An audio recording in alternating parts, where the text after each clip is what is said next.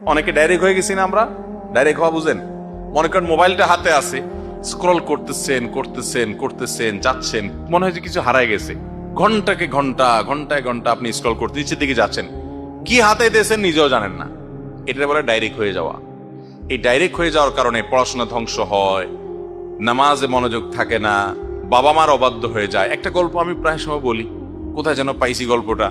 একটা যুবক সারাদিন শুধু বাসায় গেলে মোবাইল টিপে, সারাদিন মোবাইল টিপে, মায়ের দিকে বাবার দিকে একটু মহব্বতের সাথে তাকায়ও না।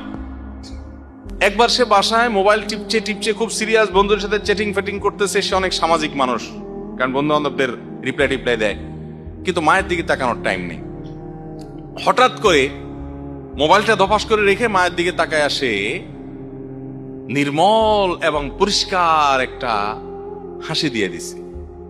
তার হাসি দেখে মা অবাক হয়ে বলতেছে, কি ব্যাপার বাবা, কতদিন হয়েছে তোমার এরকম একটা হাসি দেখলাম না, এত সুন্দর করে হাসি দিলে কাহিনী কি? বলে, মা মোবাইলের চার্জ শেষ হয়ে গেছে। চার্জ যদি শেষ না হইতো তাহলে তোমার দিকে তাকানোর টাইম ছিল আমার? যেহেতু মোবাইলে আতাইতে আতাইতে চার্জ শেষ, কি আর করবো এখন, তাকে হেসে দিলাম তোমার দিকে। এ হলো আমাদের যুবক ভাইদের চরিত্র। ভাইরা আমার, এই মোবাইল, আমি একটা কথা বলি, এর ভার বহন করা দুনিয়াতে অনেক সহজ হলেও আখেরাতে এর দায়ভার বহন করা অনেক কঠিন হতে পারে। এটা বহু মানুষকে জাহান্নামে নিয়ে যাওয়ার জন্য কারণ হবে। আসুন, মোবাইল যেন আমাদেরকে ব্যবহার না করে, মোবাইলকে আমরা ব্যবহার করি, কন্ট্রোল করি, নিয়ন্ত্রণ করি, যেমনি সেমনি এটা হাতাহাতি অপ্রয়োজনে না করি।